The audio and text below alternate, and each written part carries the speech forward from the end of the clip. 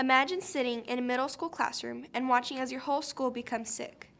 Then you begin to hear about a new virus, and suddenly you are no longer allowed to attend school with your friends.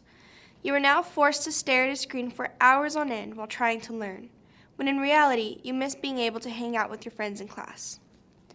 We all have our own personal experience with COVID-19, and none are the same. Me and many other students shared a similar experience to the one I just described.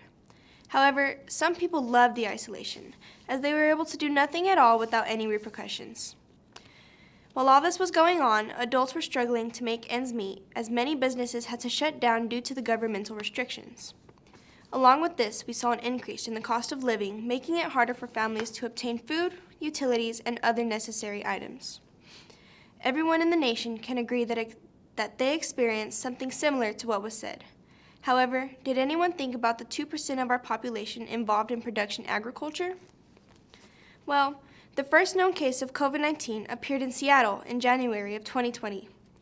Over the past 2 years, from 2020 through 2022, there have been over 98.8 million cases and over 2 million deaths caused by the virus, which have greatly impacted the marketing, sales, and production of our livestock. COVID-19 became a major issue for our local agriculturalists in no time. We saw the effects on human, animal, and environmental welfare, thus highlighting the intense fragility of the livestock production industry.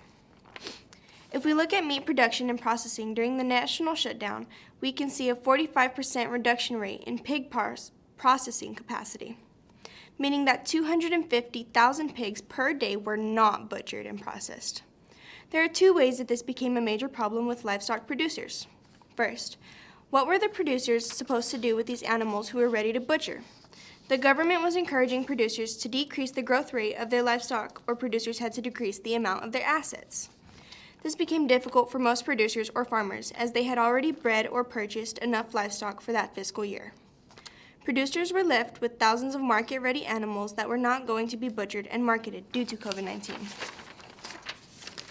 Second, the animals could not be slaughtered. This had a direct correlation to the national food shortage. And this brings me to my last point. The mass amount of livestock left unmarketed majorly affected the environment. The improper way of culling livestock in large amounts made carcass disposal a major problem. Carcass disposal is also associated with potential biosecurity risks and detrimental effects on the environment. Improper disposal of carcasses can lead to site contamination or the attraction of predators for wildlife, people, and livestock. For many years, carcasses were disposed of through burial or rendering. Nowadays, carcasses are disposed of through many new methods. Composting, below-ground burial, incineration, and disposal in a licensed landfill are all ways that carcasses can be disposed of properly. Due to the pandemic and not being able to access these methods of disposal, it led a lot of producers to dump carcasses in a discrete area, hoping that predators will eat at the carcasses over time or hoping that the carcass will dispose on its own. Overall, COVID affected our agriculturalists in many ways so harsh and uprooting that nowadays some people might not even dare to think about.